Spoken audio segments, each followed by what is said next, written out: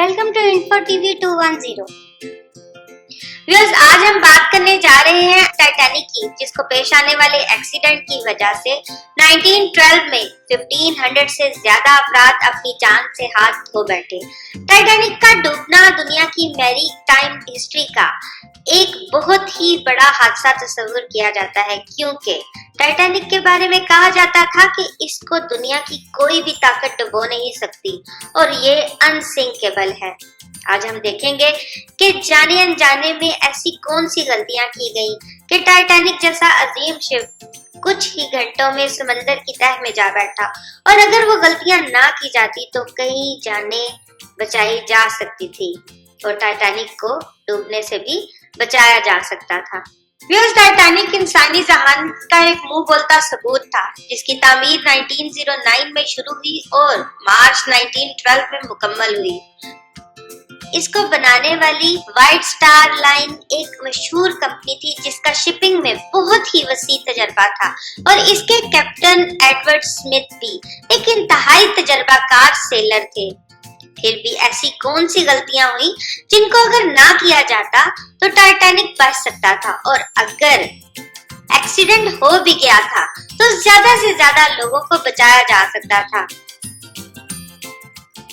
Number 1, Titanic ने 10 अप्रैल 1912 को England से अमेरिका शहर न्यूयॉर्क के लिए अपने सफर का आगाज किया। ये टाइटैनिक का पहला इम्पोर्टेंट सफर था और इसको देखने के लिए हजारों लोग इकट्ठे हुए थे। इस तरह इसमें सफर करने के लिए भी हजारों लोगों ने बुकिंग करवाई और कुछ तो वैसे ही इलीगली भी इसमें सवार हुए।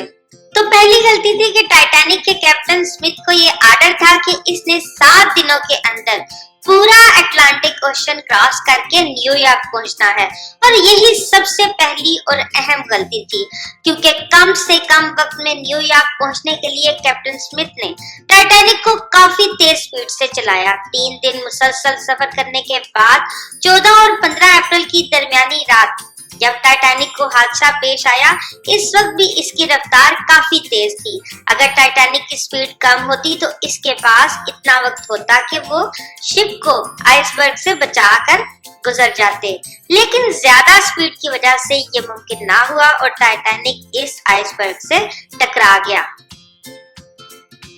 नंबर 2, अगर टाइटैनिक के क्रू के पास बाइनोकुलर या दूरबीनें होती तो वो दूर से ही रास्ते में आने वाले आइसबर्ग को देख सकते थे और टाइटैनिक की स्पीड कम कर सकते थे या फिर इसका रास्ता भी तब्दील कर सकते थे, लेकिन इनके पास ये दूरबीनें मौजूद नहीं थी। नंबर 3, हादसे की रात समंदर में बहुत ज्यादा धुंध थी और इस जगह कई बड़े बड़े बर्फ के टुकड़े पानी में तैर रहे थे। इस एरिया से गुजरने वाले कई शिप ने वायरलेस के जरिए से टाइटैनिक को वहां मौजूद आइसबर्ग के बारे में पैगाम भेजा। खासतौर पर करीब से गुजरने वाले एसएस कैलिफोर्निया शिप ने भी कई वायरलेस पैगाम भेजे, लेकिन टाइटैनिक के वायरलेस ऑपरेटर के पास मुसाफिरों से इतने ज्यादा पैगाम आ रहे थे कि वो इस वार्निंग वाले पैगाम पर ध्यान ही नहीं दे सके, और अगर ध्यान दिया भी तो इन्होंने इनको इतना सीरियस नहीं लिया। अगर इन वार्निंग को वक्त पर जहाज चलाने वाले अमले को बता दिया जाता तो मुमकिन था कि वो जहाज की स्पीड कम करके मजीद एहतियात से सफर करते और एक्सीडेंट से बच सकते थे, लेकिन ऐसा ना हुआ। Number 4, over confidence. टाइटैनिक को अनसिंकेबल समझा जाता था, इसी वजह से उसके अमले और मुसाफिरों में ओवर कॉन्फिडेंस था कि कुछ भी हो जाए टाइटैनिक को कुछ नहीं हो सकता। शायद ये ओवर कॉन्फिडेंस ही था जिसने इनको आइसबर्ग वार्निंग को सीरियस लेने से रोका, और इनका रिस्पॉन्स काफी डिलेड था, जिससे कई 100 लोग अपनी जानें गंवा बैठे। नंबर 5, डिजाइन में मसले। टाइटैनिक के डिजाइन में भी काफी फ्लॉज थे, जैसा कि बल्क हेड अपार्टमेंट में काफी प्रॉब्लम्स थे। इनकी सीलिंग फ्लड प्रूफ नहीं बनाई गई थी, जिससे पानी एक अपार्टमेंट से दूसरे अपार्टमेंट में आसानी से फैलता गया, और इसको रोकना मुमकिन ना हुआ। अगर डिजाइन का ये फॉल्ट पहले देख लिया जाता तो शायद पानी को एक जगह पर रोका जा सकता। इसी तरह डिजाइनिंग की तामीर में स्टील आयरन की बजाय कास्ट आयरन के रिवेट्स इस्तेमाल हुए, जो कि इतना ज्यादा प्रेशर बर्दाश्त ना कर सके जितना कि स्टील के रिवेट्स कर सकते थे। Number 6, delayed in evacuation. अब हम देखते हैं कि जब मालूम हो गया कि टाइटैनिक आइसबर्ग से टकरा गया है तो इस वक्त क्या गलतियां हुई जिनकी वजह से इजाफी जानें जाया हुई।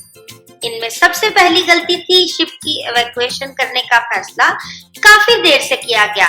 इसकी वजह भी शायद वो ओवर कॉन्फिडेंस ही था कि टाइटैनिक के क्रू के जहन ने ये मानने में काफी देर लगा दी कि ये डूब रहा है और इसको नहीं बचाया जा सकता। जब इन्होंने डिसीजन लिया तो काफी देर हो चुकी थी। सातवीं गलती थी शिप के ऊपर कम लाइफ बोट्स का होना। यहाँ आपको ये बताते चलें कि जहां टाइटैनिक में हजारों मुसाफिर थे वहीं सिर्फ 20 लाइफ बोट्स थी, जो कि इनमें से सिर्फ आधे मुसाफिरों के लिए काफी थी। अगर शिप में और लाइफ बोट्स होती जिनकी जगह भी मौजूद थी तो कई सौ मजीद जानें बचाई जा सकती थी। आठवीं गलती थी लाइफ बोट की ट्रेनिंग ना होना। टाइटैनिक के न सिर्फ मुसाफिर बल्कि क्रू को भी लाइफ बोट्स की ट्रेनिंग नहीं दी गई थी। अगर मुसाफिरों और क्रू को लाइफ बोट को लॉन्च करने और इसमें सवार होने की पहले से ट्रेनिंग होती तो कई कीमती जानें बचाई जा सकती थी, जैसा कि कुछ लाइफ बोट तो मुकम्मल होने से पहले ही लॉन्च कर दिया गया और कुछ में कैपेसिटी से ज्यादा मुसाफिर बिठा दिए थे। नाइट अहम गलती थी कि इतने बड़े शिप के लिए जिसमें हजारों लोग सवार थे, सिर्फ 2 आदमियों की क्रूज नेस्ट में लुकआउट टीम थी और इनके पास भी बाइनोकुलर नहीं थे। इनकी शिफ्टें बहुत लंबी होती थी और दरमियान में इनको कोई रिलीफ भी नहीं मिलता था। शायद इसी वजह से इस रात शिप पर मौजूद दोनों क्रू मेंबर्स शदीद थके हुए थे और इनको आइसबर्ग देखने में देर लग गई। और आखिरी बड़ी गलती थी कि जब इवैक्यूएशन करने का फैसला ले लिया गया तो सबसे पहले फर्स्ट क्लास के मुसाफिरों को लाइफ बोट में सवार करने की कोशिश की गई, जिससे बहुत ज्यादा कीमती वक्त भी जाया हुआ और सेकंड और थर्ड क्लास के मुसाफिरों में न सिर्फ बेचैनी बढ़ी बल्कि इवैक्यूएशन का प्रोसेस भी काफी मुश्किल हो गया।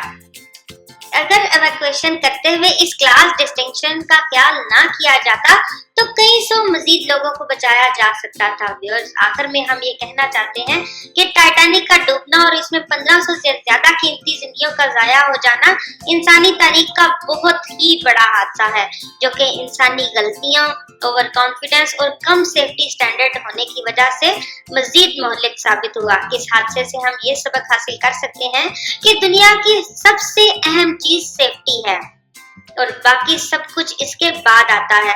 अगर इसका ख्याल किया जाता तो कई सौ जानें बचाई जा सकती थी। अगर आपको ये हमारी वीडियो पसंद आई हो तो लाइक, शेयर, सब्सक्राइब करें और अगर आपके जहन में कोई सवाल है तो कमेंट बॉक्स में कमेंट करें। शुक्रिया।